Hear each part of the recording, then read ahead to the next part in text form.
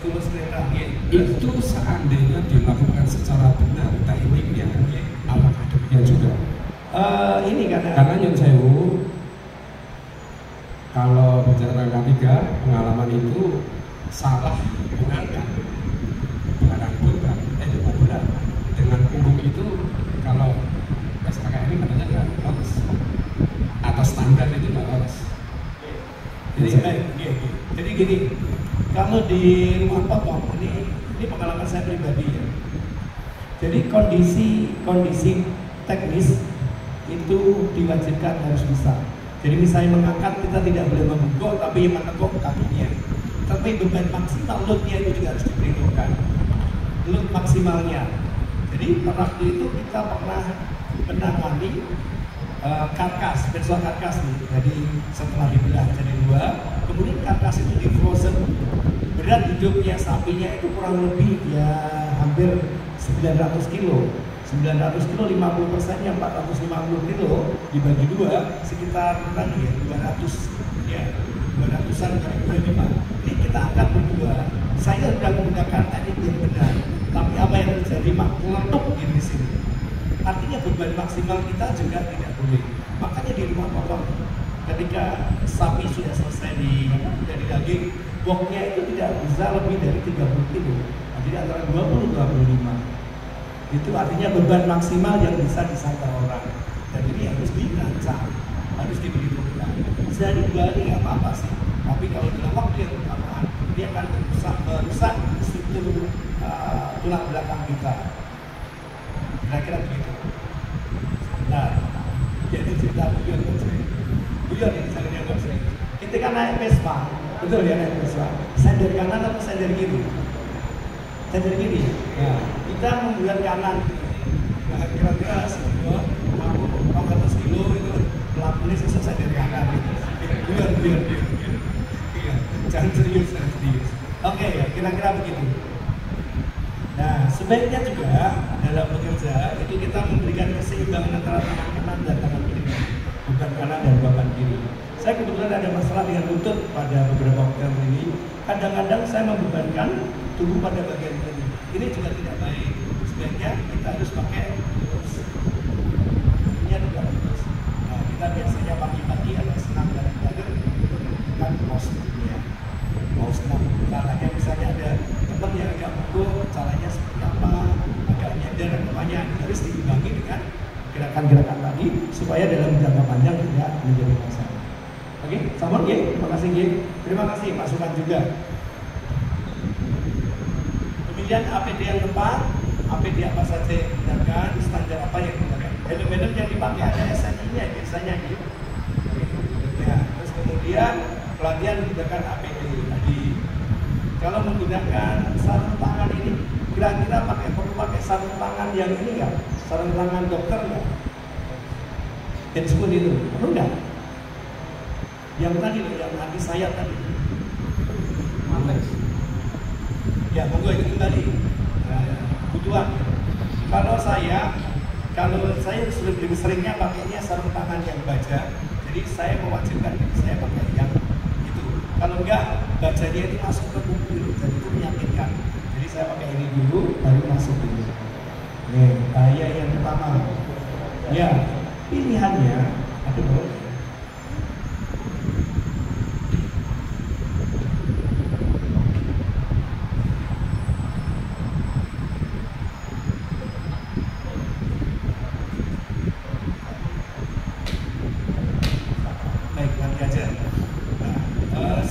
Baja ini sebaiknya ukurannya yang pas.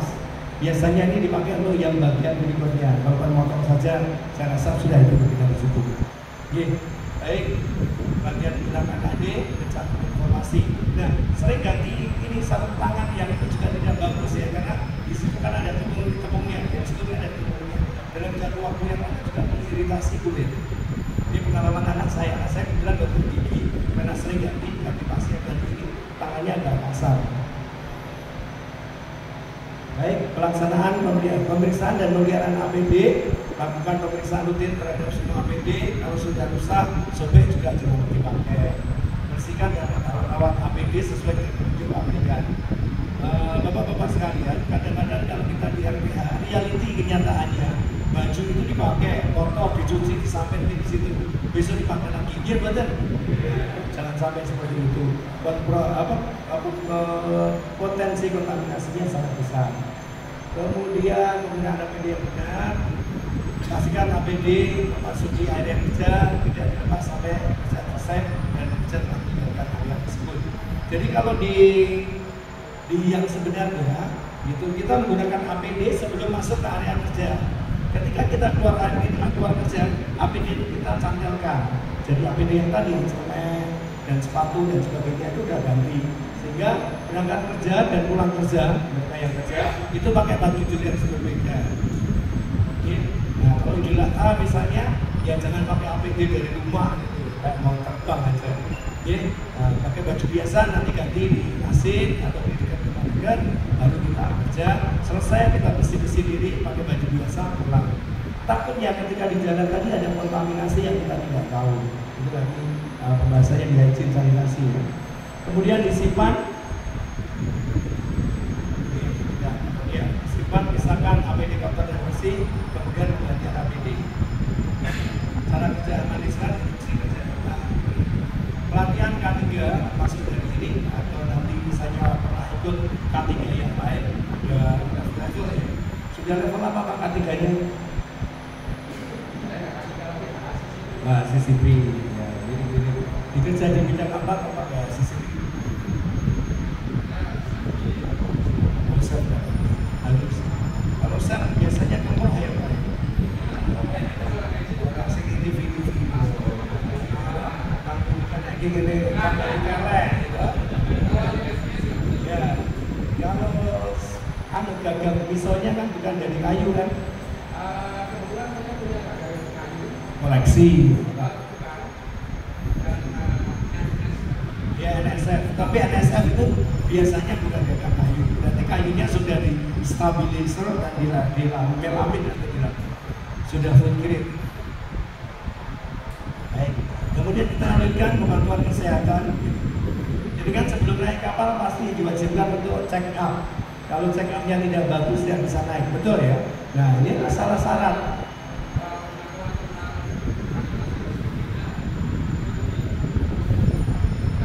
Ya, itu sama dengan seorang butcher di Australia. CCP lulus dulu, hygiene sanitasi GMP lulus dulu, baru dia besok bisa masuk level 2. Lalu itu kompetensi level 2, level 3, level 4, level 5 dan lain-lain. Iya. Sekarang kerja di apa? Sebetulnya berarti satu rumah. So kita aja tempat dia. Bayar ya, jual gratisan. Lari si kontrole. Nah ini attitude yang salah dari orang Islam. Misalnya dia temannya atau saudaranya minta murah, itu kontrol ini iso dikasih lebih supaya dapat penghasilan dari situ. Jangan minta gratis.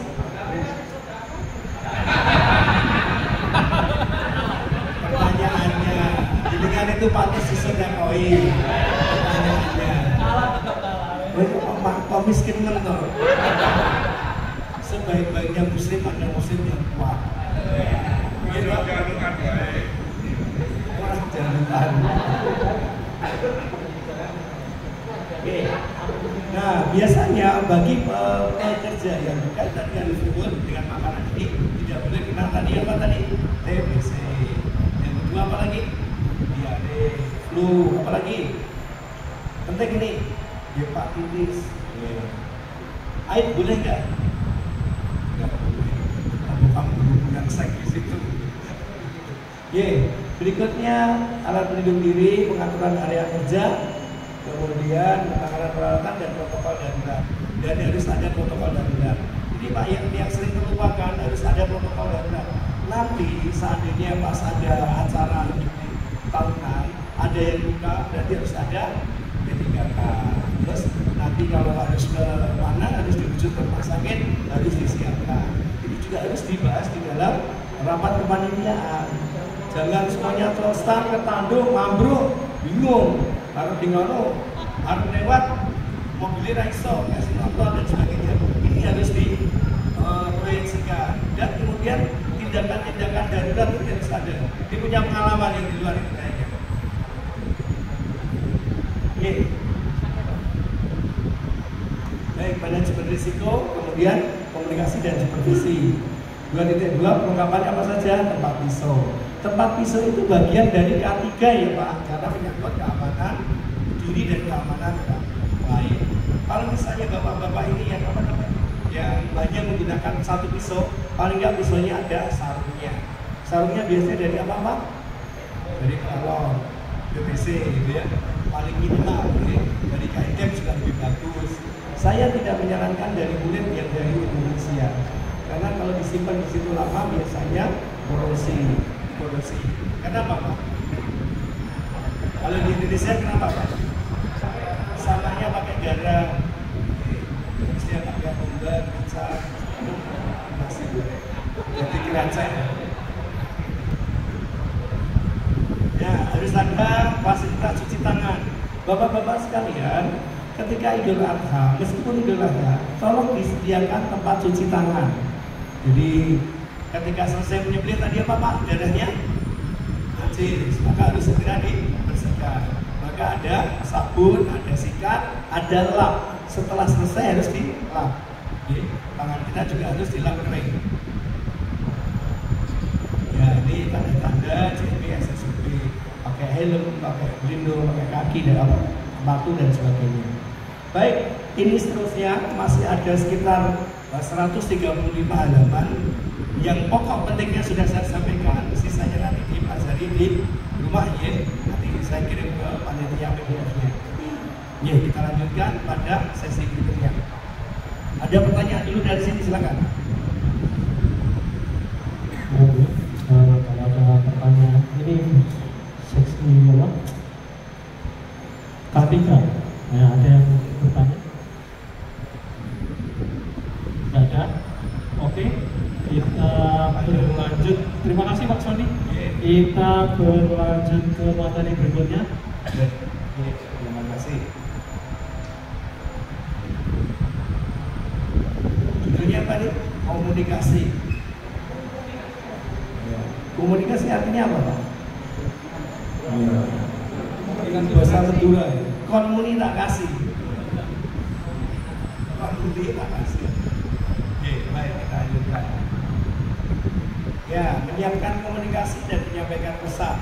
Jadi faktor yang mempengaruhi komunikasi dijelaskan sesuai dengan tujuan komunikasi, karakter komunikasi diidentifikasi sesuai dengan tujuan menyampaikan pesan. Komunikasi dilakukan dengan pesan yang jelas, komunikasi dengan metode yang tepat. Baik, kita satu-satu apa yang dibutuhkan di dalam uji kompetensi, ada alat tulis, alat komunikasi, apa tidak ada, peraturan yang dibutuhkan tidak ada.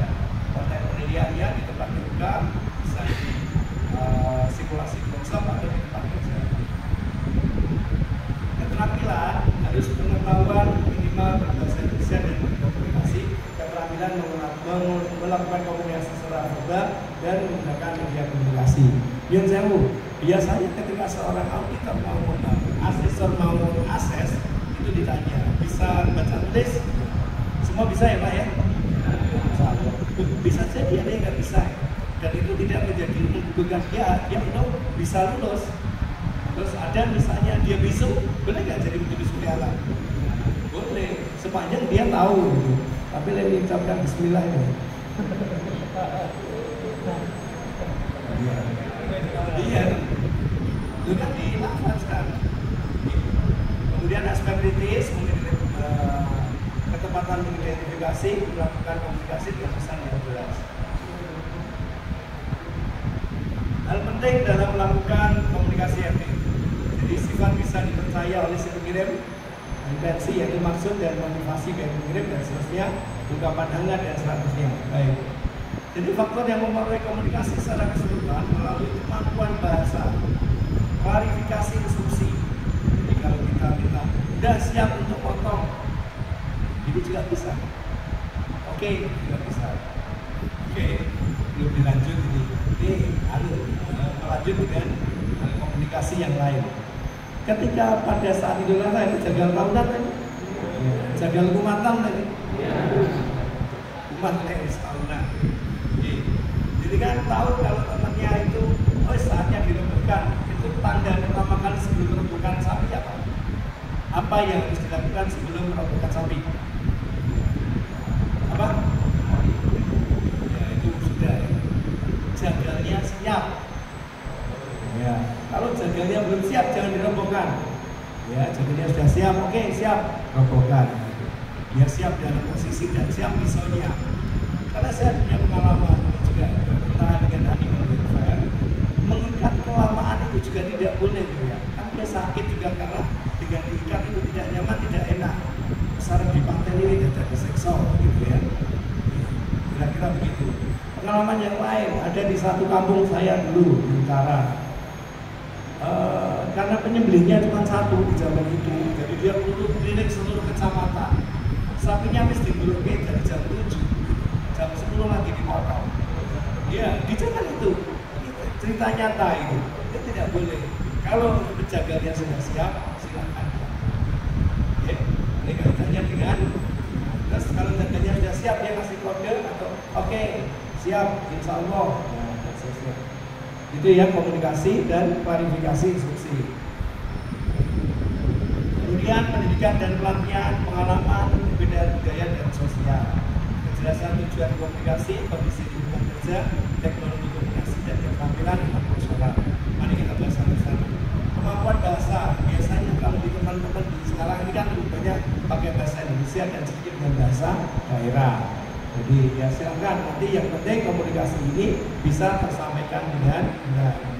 Kemudian klarifikasi instruksi, penting bagi seorang juri dalam memberikan instruksi yang jelas, yang tepat.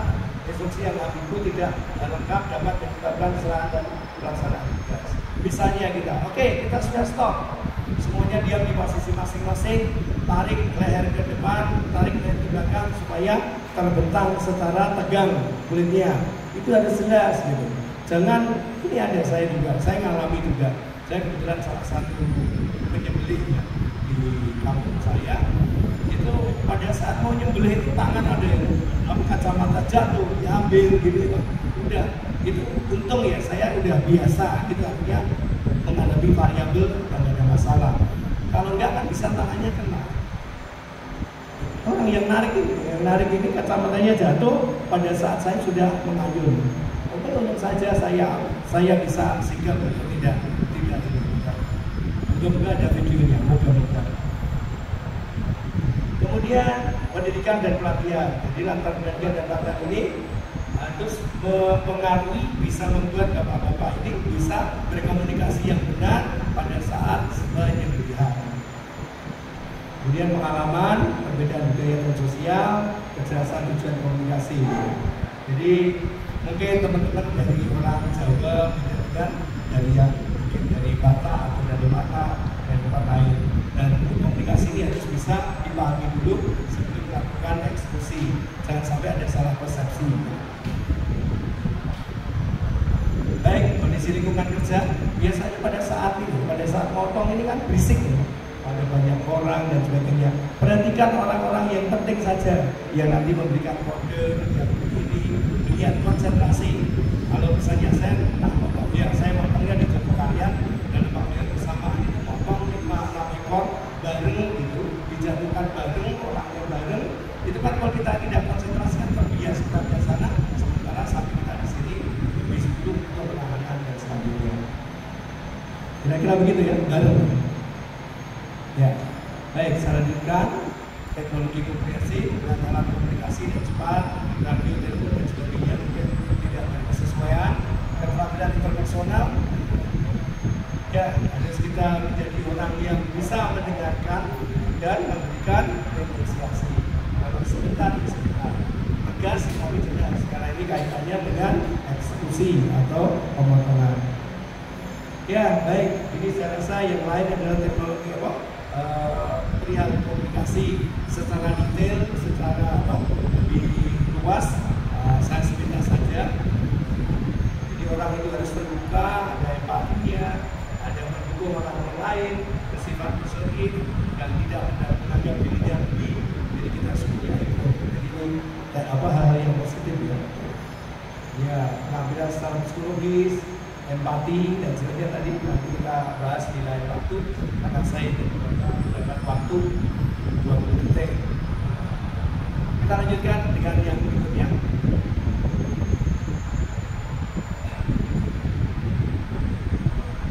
Oke, kalau dari komunikasi ada yang mau ditanyakan dulu, silakan.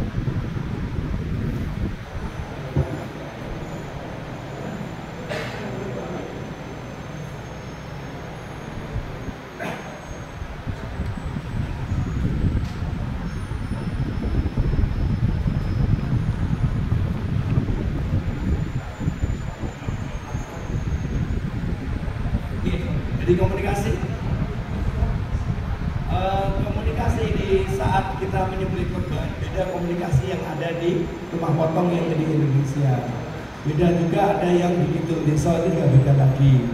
Kalau di tempat kita kan ya Nyun Sewu, mungkin pernah ada yang pernah potong di Semarang, di Penggaruan. Itu komunikasi harus sangat penting itu Pak. Ya atas bawah itu. Padahal kalau menurut fikihnya itu kan sembelihlah sapi dan yang lain itu di ujung lehernya. Sembelihlah unta adalah di pangkal lehernya. Ya, tapi itu fikihnya pedagang tidak lagi. Mana baik untuk potong.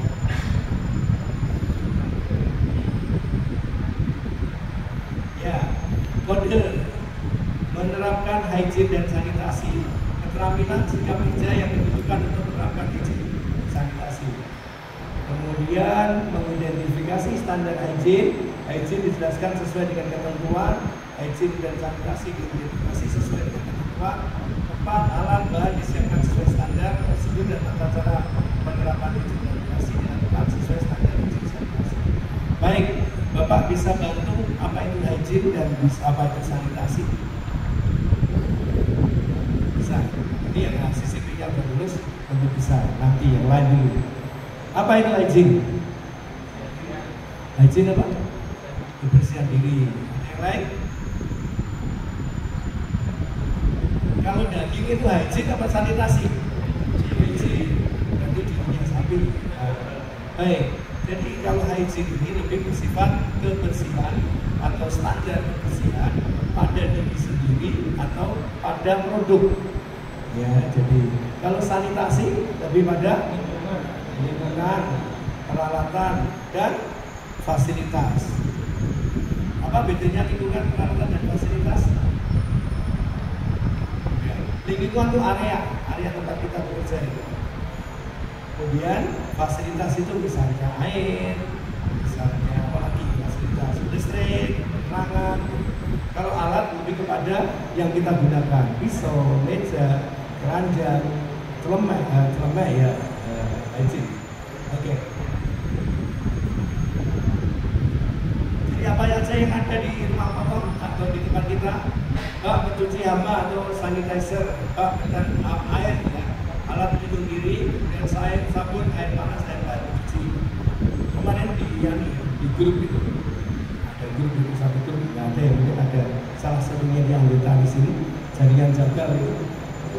Kalau pisaunya itu kena lemah, apa yang harus dilakukan? Apa yang harus dilakukan? Ya, kalau di rumah potong atau yang tersedia pakai air panas, betul. Tapi kalau misalnya kita ada di Idul Adha, kan boleh juga ada air panas ya.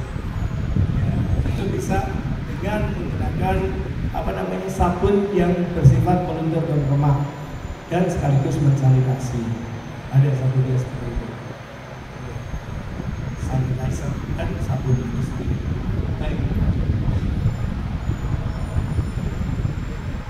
Ya, ini norma yang ini tentang rumah potong gas yang sudah diperbarui tahun 2022.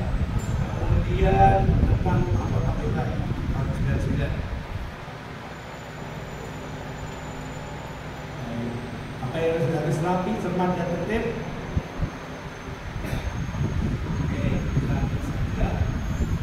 Itu kan sesuai dengan ketentuan. Jadi bagaimana membersihkan dan mensterilisasi alat, kemudian kebersihan pribadi, pemeliharaan kebersihan tempat penyembelihan, pengolahan limbah, penyimpanan bahan baku, pelatihan ya, kemudian pemantauan dan informasi dan kepatuhan terhadap regulasi. Kita bahas satu-satu. Setiap alat setelah selesai Tadi sudah dapat ya untuk alat. Bagaimana sterilisasi alat setelah dipakai, saat dipakai, dan sebelum dipakai? Sudah? Yang sudah dan belum. Enak jawabannya belum, pasti dijelaskan. Ya. Sebelum dipakai, pastikan alat itu sudah steril. Bagaimana steril itu? Dengan mungkin menggunakan air panas, menggunakan sabun bersih. Ada kalanya jaga kaulan, jaga ruatan. Itu ketika disimpan pakai uang, ya. Terus ada pakai minyak, itu harus dilepaskan dulu. Karena itu kalau bisa kena daging, bisa jadi kontaminasi. Oke, berikutnya. Setelah siap, nah ketika selesai motong, gitu, kena darah dan sebagainya, dicuci lagi. Ketika selesai semuanya, sebelum menyimpan, asah dulu. Jadi anytime kita butuhkan, dia sudah siap, bersihkan lagi, keringkan. Kemudian dikasih minyak, minyaknya yang food grade. Minyak yang food grade apa? Minyak kelapa, ya, minyak sayur. Tapi jangan jelantah ya. Kenapa? Kenapa nggak boleh jelantah? Apa? Iya, mengandung garam, bisa bikin korupsi. Baik, berikutnya adalah kebersihan pribadi. Harus memastikan kebersihan pribadi sebelum mulai proses, termasuk mencuci tangan dengan sabun dan air bersih sebelum dan sudah proses penyembelihan. Nah, sebelum dari berangkat ke tempat pemotongan, apa yang Bapak lakukan? Betul, mandi. Bapak mandi sehari berapa kali? 2 kali, kecuali ada ajar.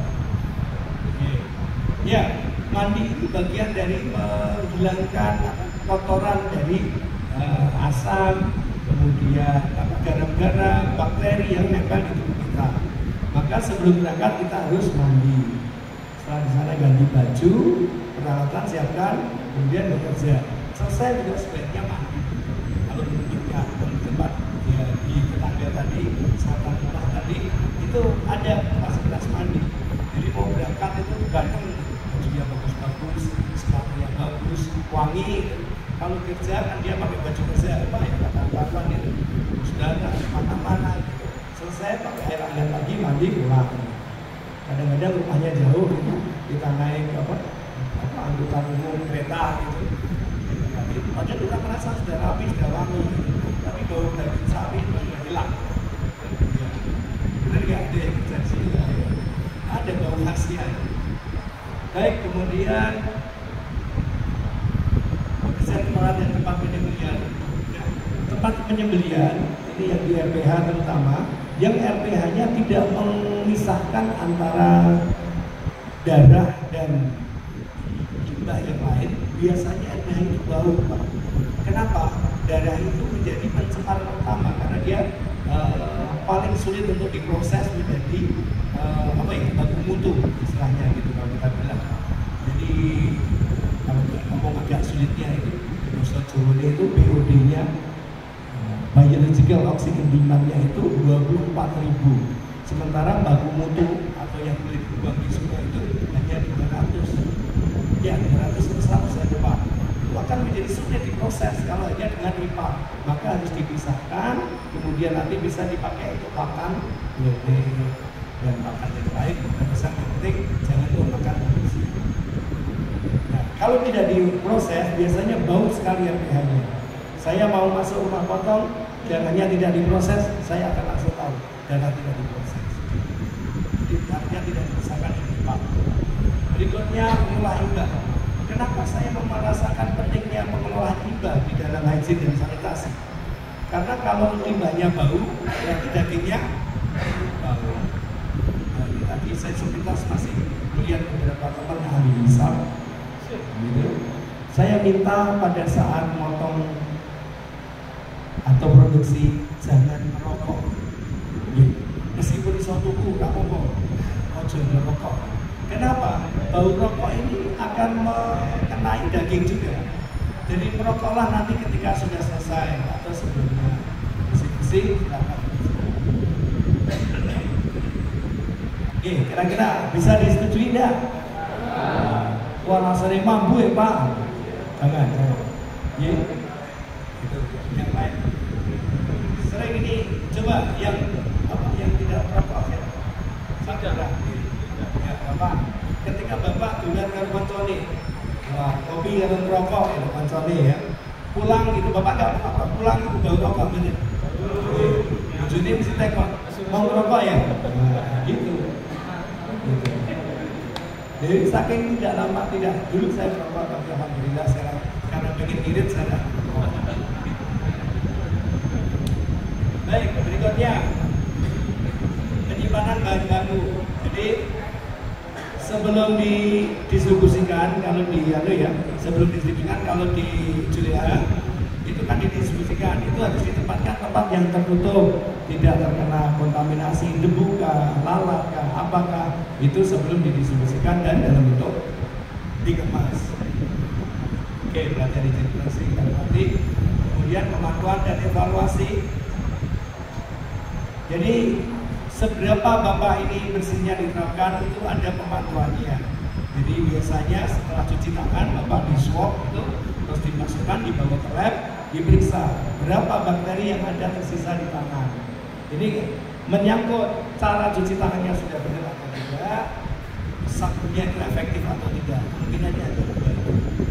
Juga mejanya, besoknya, apapun alat yang dipakai termasuk apronnya itu diperiksa setelah dibersihkan masih ada bakterinya atau tidak. Itu cara pemantauannya. Kemudian kalau memang salah atau ada masalah maka perlu dievaluasi. Saya bertanya Pak, Bapak-bapak ketika motong kemudian bukan kurban ya, dipotong sampai selesai diterima oleh penerima dagingnya, kira-kira butuh waktu berapa lama Pak? Berapa Pak? 6 jam. 6 jam itu bakterinya sudah 1 juta Pak. Serius, sudah 1 juta. Kalau bisa di bawah 5 jam, standar bakteri itu 10 pangkat 5. 100.000 ya.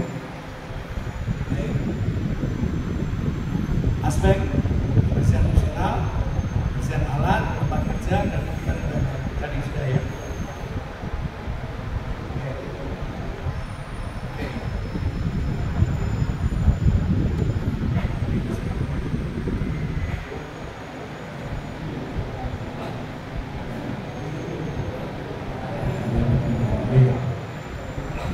Jadi apa saja yang harus diperhatikan ya?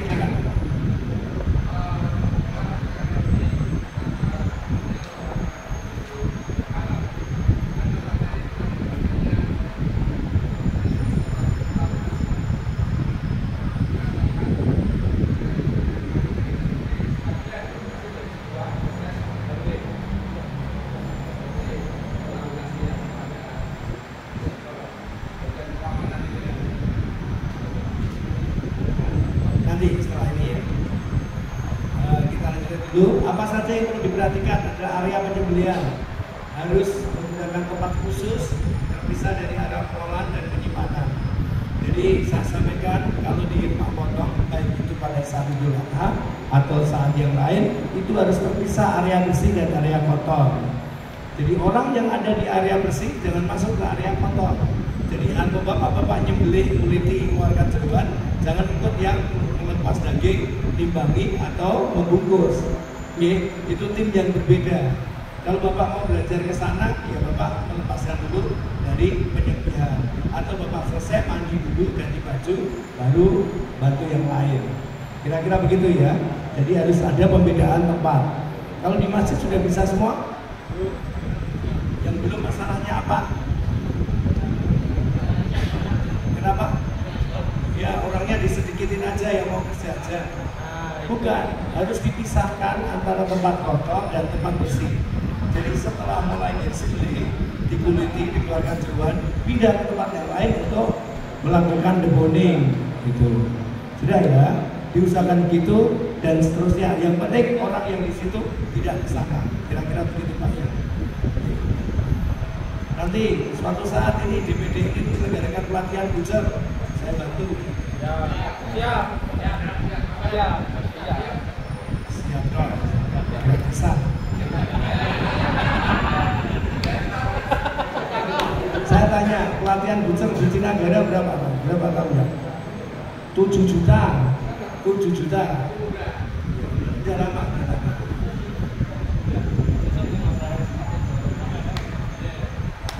Oke, kemudian harga penerimaan iuran itu juga harus berbeda.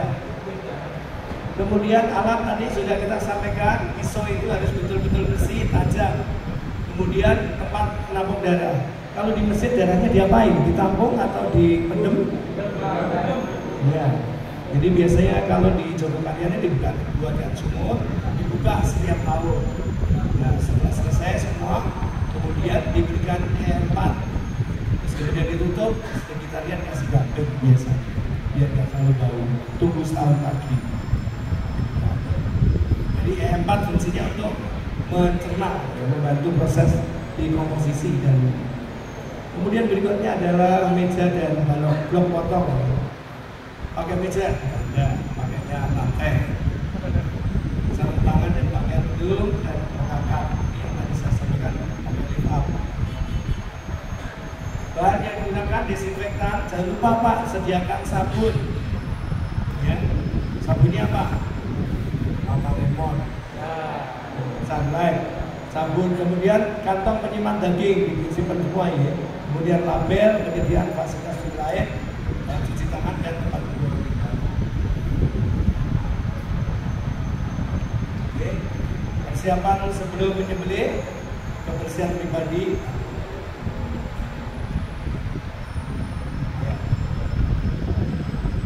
Ya, kebersihan pribadi sudah ini harus mandi, memakai pakaian kerja, APD sebelum mulai pekerjaan.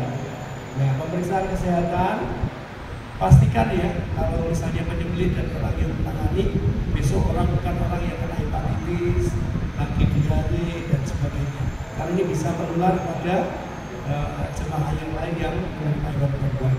Kalau bisa dimengerti, flu dan sebagainya, TBC dan sebagainya, diminta kerelaannya untuk tidak menjadi panitia.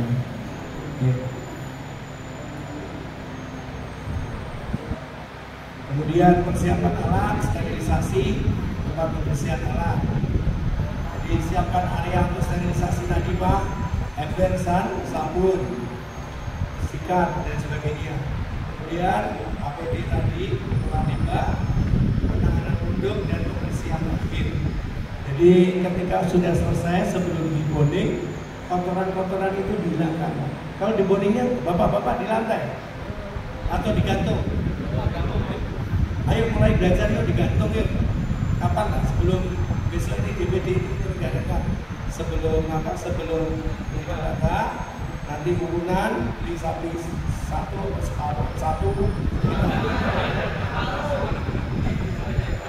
Lupa, kalau bonding itu kan beli separuh. Beli separuh, yang urunan nanti dagingnya bapak. Dapat ilmunya, dapat dagingnya. Aku siap bulan ya belum.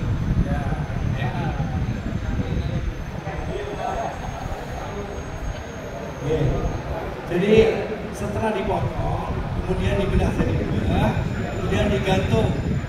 Nah, dibelah jadi 4, kemudian digantung. Itu pekerjaannya cepat. Di Jogokarian itu dengan sapi berat berkisar antara 400 sampai 1.300, itu sejumlah 56 sapi. Itu dulu sudah selesai. Orangnya banyak, tetapi teknisnya tidak benar. Oke. Oke. Baik, ini kita sampaikan apa yang dilihat.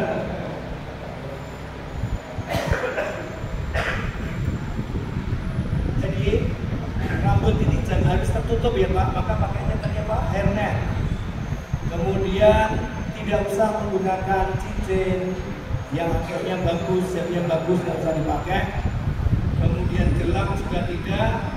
Kemudian menggunakan baju yang bersih dan menggunakan sepatu yang sesuai. Kira-kira demikian. Jadi nggak boleh sandal jepit, sobek-sobek, rambutnya mentang-mentang anak pangki dikeluarin, ya. Menggunakan cincin, anting, kukunya panjang. Ya, kuku panjang juga jangan ya. Menurut hadis Nabi, ininya kan kuku itu tempat bersembunyinya. Kelihatan nggak ini? Nah, ini dipasang di salah satu rumah potong di Semarang. Bisa dibaca nggak ini?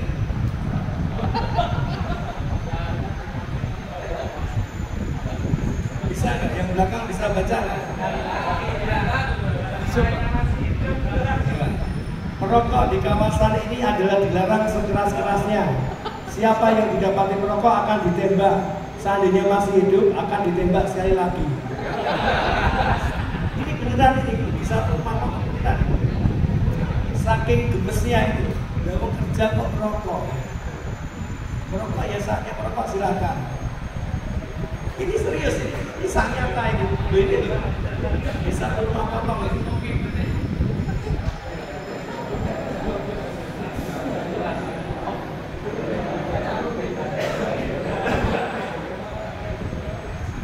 Baik, saya lanjutkan. Ini standar yang tadi disampaikan, ya, bahwa tidak lebih dari 10 pangkat 5 coliform dan selanjutnya bakteri tidak mengandung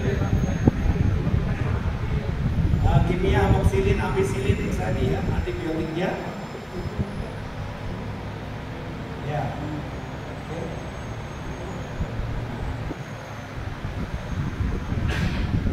Ini penyakit yang tidak boleh: demam, radang tenggorokan, pneumonia, scarlet fever, tuberkulosis, gangguan pencernaan seperti disentri, kemudian demam tifoid, serta hepatitis infeksius.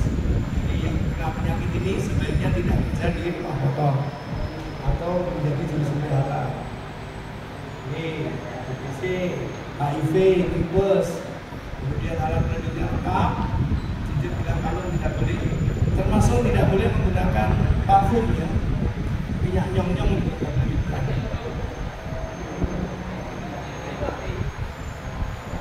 Oke, Pak siapa? Apa dia? Izin personal. Ya. Segala sesuatu akan dimulai dari kebiasaan mencuci tangan. Kemudian sangat penting dalam izin personal, pada tangan dijumpai mikroorganisme yang dapat digunakan pemakanan atau tempat lain. Jadi pencemaran silang. Cuci tangan penting untuk personal yang menangani makanan dan kesehatan dan kesehatan. Bapak-bapak, ini bagi tukang kulit itu ya. Saya sering melihat orang yang tangan yang habis tinggal kulit, kalau kotor dilapin dagingnya. Ada ini orang kampung gitu ya. Bapak-bapak orang kota ya, orang kampung. Dan mikroorganisme pada kulit ini saya ceritakan kenapa tadi tidak boleh menguji coba pada rambut di kulit, karena ada mikroorganisme yang sifatnya residen dan transien. Jam saya masih atau sudah habis? Oh, udah habis itu. Oh, saya ngomong habis.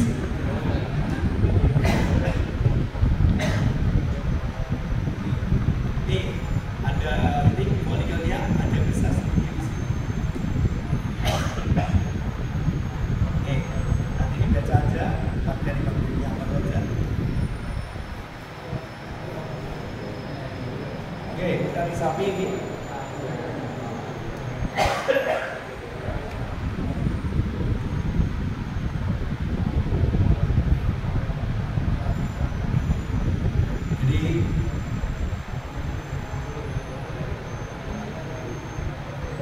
Kita nikmati aja dan kita bisa baca. Ya.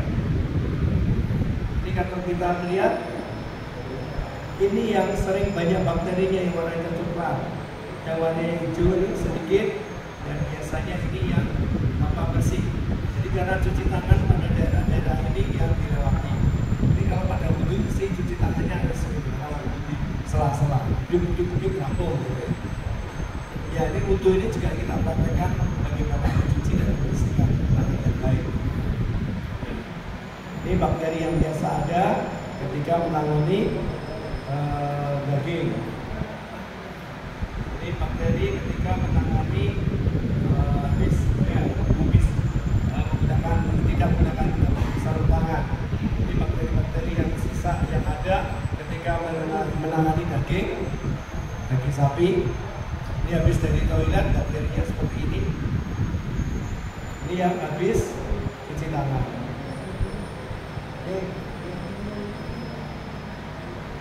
Ini kapan tangan dan sebagainya nih. COVID pastinya nih masih apa? Baik, rasanya kita akan menuju tanya jawab satu dulu supaya tidak ada yang melewatkan. Silakan. Tadi pertanyaannya sudah dijawab belum? Ya, gimana tadi pertanyaannya?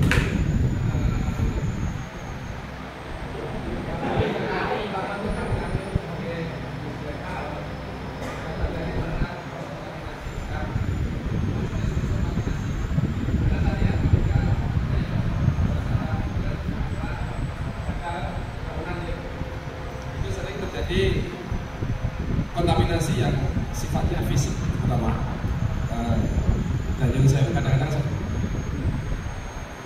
mereka itu abai, ya yang cukup memprihatinkan kan itu. Kemudian merokok dan sebagainya. Baik,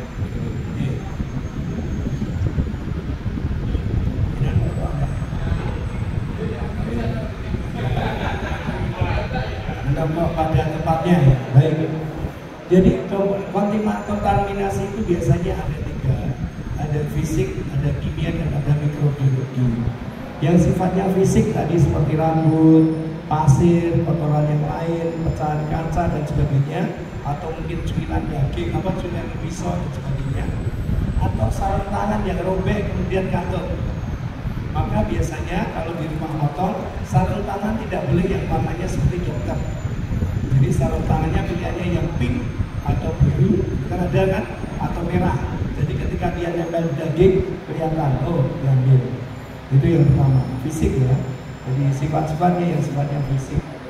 Kemudian yang kontaminasi yang kedua adalah mikrobiologi. Jadi ada bakteri, ada virus, ada jamur dan sebagainya.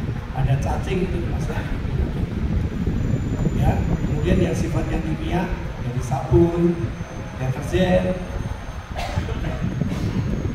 bahan sanitasi yang lain, apalagi misalnya oli, pelumas, misalnya luam macam tadi bisa. Nah, kita harus peduli gimana ini bisa terjadi, dan itu harus dikendalikan, harus dipantau. Itu maka munculnya di CCTV. Kira-kira begitu ya. Nah, mudah-mudahan teman-teman makin peduli. Ada yang lain? Ya, silakan dulu ya. Allah.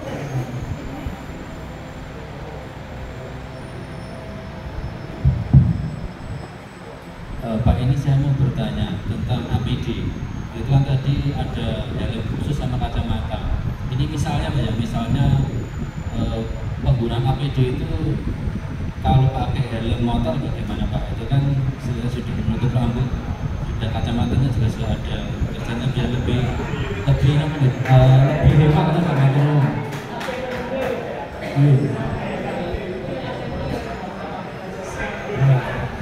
Jadi begini, penggunaan helm ini kan sebenarnya ditujukan untuk safety-nya.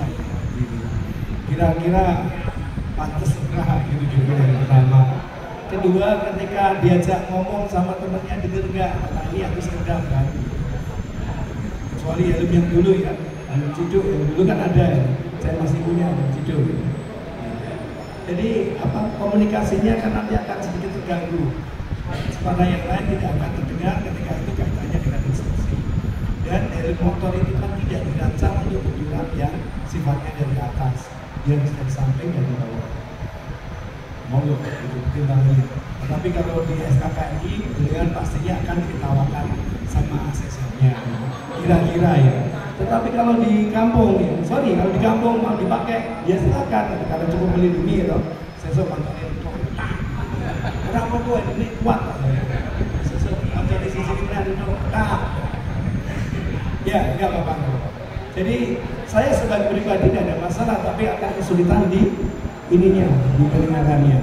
Itu aja. Dan kalau tebel tidak membuat nyaman ketika kita bekerja. Kalau kerjanya sendiri saja ya tidak apa-apa, tapi kalau plus kerja yang lain itu beda ceritanya. Oke, apa ya? Pertanyaan yang kedua tadi, pertanyaan yang kedua. Pertanyaan kedua tadi. Ya, mau tanya, saya sebenarnya sudah tahu jenengan karena saya ibaratnya di Jogokarian gitu. Jadi maksudnya tentang penyembelihan tahunan seperti itu. Jadi waktu saya baksos, waktu tahun ini kemarin itu saya menerapkan untuk membungkus daging dengan daun jati dan besek.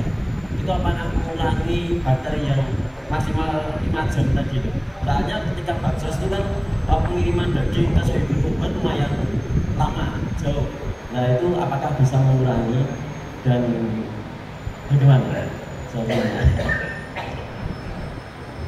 Baik, untuk dibungkusnya oke. Dibungkusnya sudah oke gitu.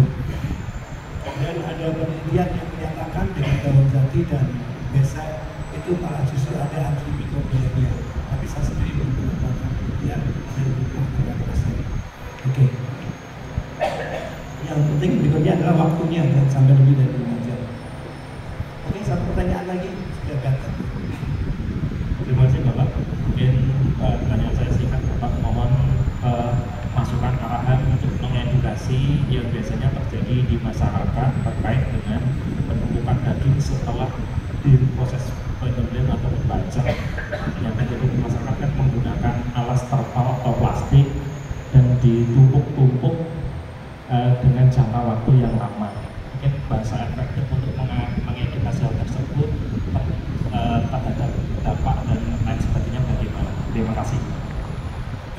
Risiko dengan adanya menumpuk daging, bakteri akan berkembang lebih cepat. Jadi tidak akan terjadi proses first in first out. Jadi daging di bawah kemudian lebih tua dan kemungkinan kontaminasinya akan lebih besar. Jadi sebaiknya dihindari. Bagaimana cara menghindarinya adalah menambah jumlah personel dan memberikan edukasi. Daging yang pertama kali diproses harus pertama kali keluar, dibungkus, dikirim dan seterusnya. Jadi kalau dalam bahasanya first in first out atau last in last out. Kira-kira begitu. Maaf, nanti bisa dikirim lewat WA saja pertanyaannya. Coba ditulis nomor saya kalau yang membutuhkan mau bertanya. Ada di grup, ada. Oh ya, ini. Ada yang mengklaim dirinya Mr. Butcher. Saya tanya, bagaimana cara membuat potongan butterfly sama rosti lah. Y 0812 ya sudah 269 7091. Nanti kalau ke Jogja akan mampir, jadi belajar bareng-bareng di sana. Ya, 0812 269 7091. Makatan, bila itu Walidaya. Wassalamualaikum warahmatullahi wabarakatuh. Baik, terima kasih Pak Sony Bogor atas materinya. Kita langsung aja lanjut ke materi selanjutnya ke Dr. Utama. Waktu dipersilakan.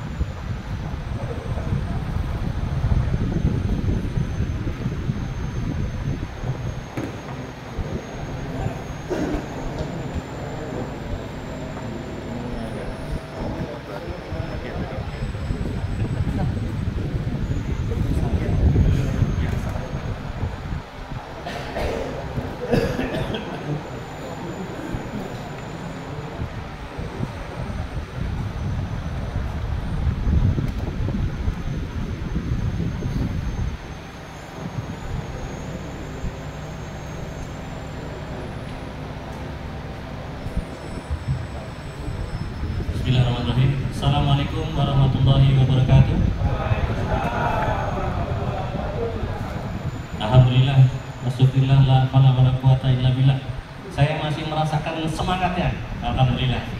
Jadi Bapak-bapak, mohon izin kita selesaikan sampai tuntas, baru kemudian sholat asar. Setuju nggak?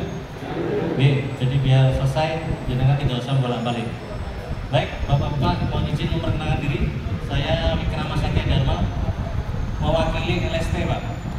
LSP adalah Lembaga Sertifikasi Profesi. Jadi kami yang akan menguji Bapak-bapak sekalian. Jadi keputusannya Pertama, kompeten. Yang kedua, belum kompeten, Pak. Tidak ada orang yang tidak kompeten, Pak.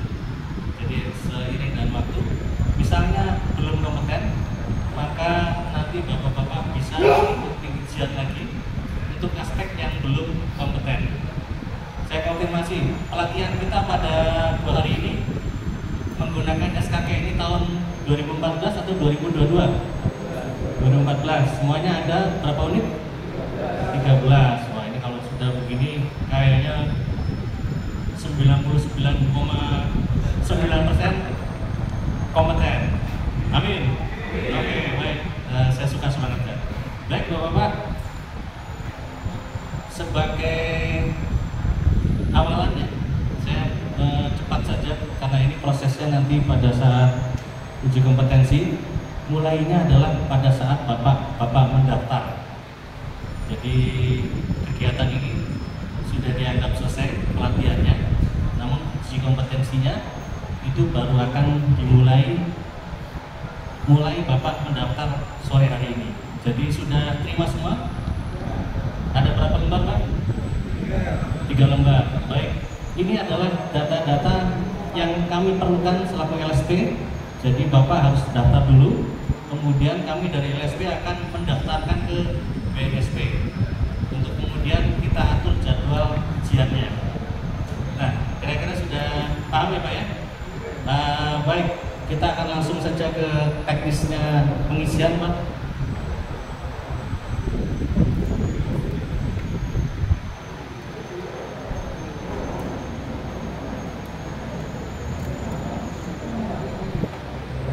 Baik, Pak.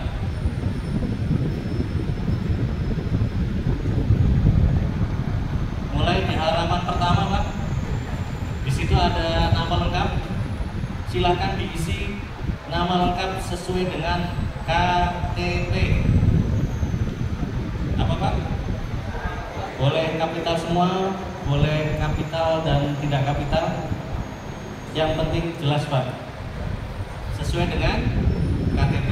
Jadi kalau di rumahnya punya nama panggilan lain, sementara ditinggalkan dulu, Pak. Kita pakai nama resmi jenengan, ya. KTP, Pak. Pakai KTP, Pak. Oke. Jadi sering kali terjadi, Pak. Nama di SD beda, di SMP beda, perguruan tinggi beda, Pak. Oke. Termasuk panggilan di rumah. Oke, baik. Sudah semua, Pak? Ada nomor KTP, ada tempat dan tanggal lahir. Jenis kelamin jangan keliru, Pak ya.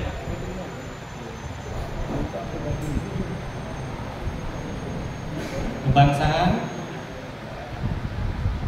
sampai kualifikasi pendidikan. Gimana? Oke, nanti diturutkan saja, Pak. Saya tunggu sampai kualifikasi pendidikan. Seandainya ada yang ditanyakan, silakan, Pak.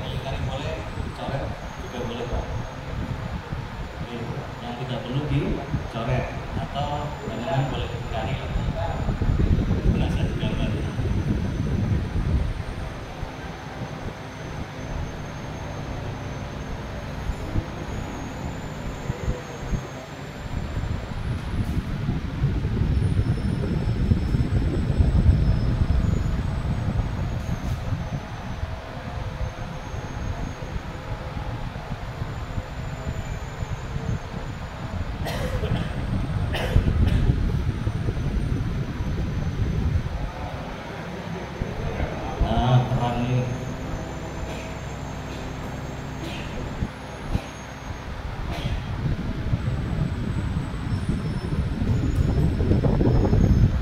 Sudah sampai kualifikasi pendidikan?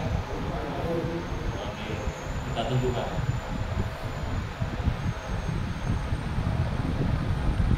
Oke, pelatihan itu bareng-bareng. Lulusnya kudu? Insya Allah.